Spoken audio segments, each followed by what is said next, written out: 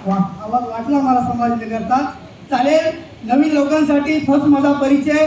माझं नाव उद्धव बर्वे.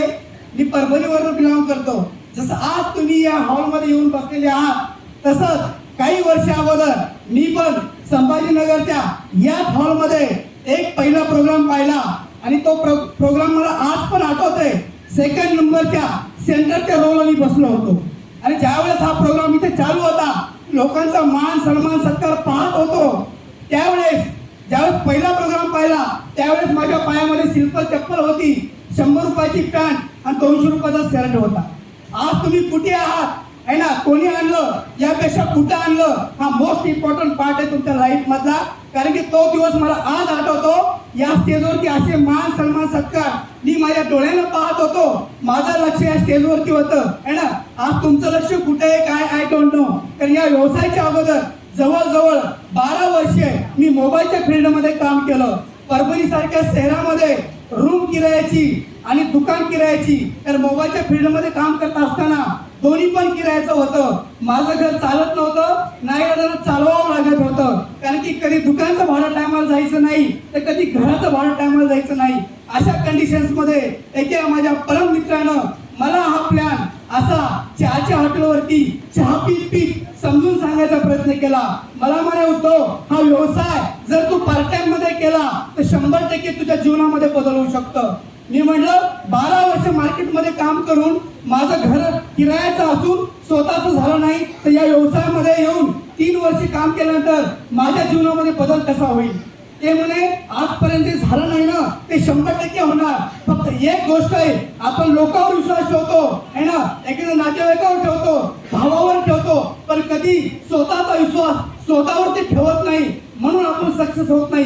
कारण की आज या हॉलमध्ये तुम्ही येऊन बसला असं तुम्हाला वाटतं, कोणीतरी आणून बसवलं असं तुम्हाला वाटतं. असं काही नाहीये.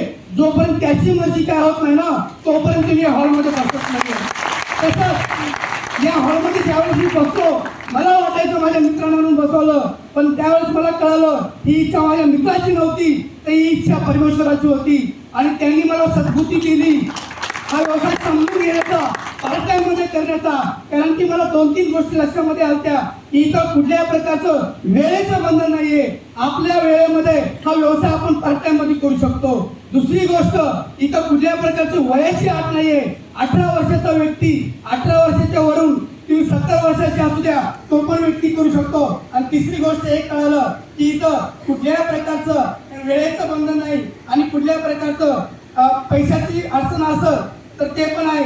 आणि दुसरी गोष्ट एक लक्षात घ्या, फक्त एक इच्छा जर असेल 100% होऊ शकतं. कारण की या व्यवसायानं मागच्या 4.5 ते 5 वर्षापासून हा व्यवसाय सिरियसली करतो. 2 व्हीलरवरती हा व्यवसाय सुरू केला. या बिझनेसच्या माध्यमातून 4 चाकी घेण्याची ताकद पुढच्या 3 वर्षामध्ये आली. या बिझनेसची ताकद आहे. दुसरी गोष्ट या व्यवसायानं एक सर्वसाधारण खेड्यातला ग्रामीण भागातला व्यक्ती होतो.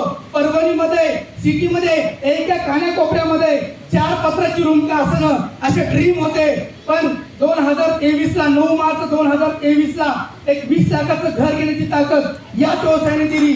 आणि याच व्यवसायाच्या माध्यमातून जवळजवळ जर पाहायला गेलं तर आज 1 लाख रुपये कमीत कमी महिन्यात कमवण्याची ताकद या व्यवसायाने दिली. फक्त एकच आहे, कोणी आणलं त्यापेक्षा कुठे आणलं मोस्ट इम्पॉर्टंट आहे. आणि तुम्हाला शेवटचा एकच संदेश देईन, मी हा व्यवसाय सिरियसली का केला कारण गरिबीची चीड खूप होती. कारण माझे आजोबा गरीब होते, माझे पणजोबा गरीब होते, माझे वडील गरीब होते आणि गरिबीचं एक लेबल माझ्यावरती लागलं होतं आणि ते लेबल कुठेतरी काढायचं होतं. म्हणून हा व्यवसाय मी सिरियसली केला. जर माझ्यासारख्या सर्वसाधारण व्यक्तीच्या जीवनामध्ये जर हा बदल झाला तर इथं बसलेला प्रत्येक व्यक्ती तो समोर बसलेला असू का शेवटी बसलेला असू द्या वरती बाल्कनीमध्ये 100% मी काय बोलतो हे जर तुम्ही समजून घेतलं तर 100% तुमच्या पण लाईफ मध्ये बदल होणार. आणि हा बिझनेस देणारे माझे ग्रेट गुरु ज्यांच्या माध्यमातून हा प्लॅटफॉर्म माझ्या लाईफ मध्ये आला असे ग्रेट परभणीचे फाउंडर डिस्ट्रीब्युटर अनंत अवचार सर यांना मी सर्वप्रथम वंदन करतो. त्याच नंतर या बिझनेस मध्ये टिकून ठेवण्याचं काम, समजून घेण्याचं, समजून सांगण्याचं काम, इथपर्यंत आणण्याचं काम त्या व्यक्तीने केलं. असे न्यू ब्रँड सिटी लीडर रवी चव्हाण सर यांना पण वंदन करतो. आणि ज्यांच्यामुळं हा चान्स मला या स्टेजवरती बोलण्याचा मिळाला असे माझे मेंटर ज्या व्यक्तीमुळं मी या स्टेजच्या लायक बनलो.